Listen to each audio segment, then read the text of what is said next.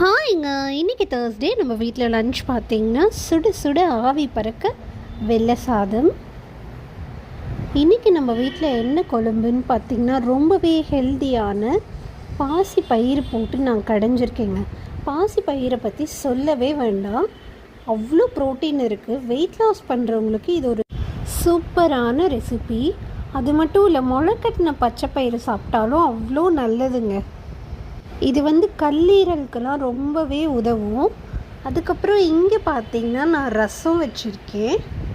இங்கே பார்த்திங்கன்னா எல்லா குழந்தைங்களுக்கும் பிடிச்ச சூப்பரான பேபி பொட்டேட்டோ நான் இன்றைக்கி பெப்பர் ஃப்ரை மாதிரி பண்ணியிருக்கேன்.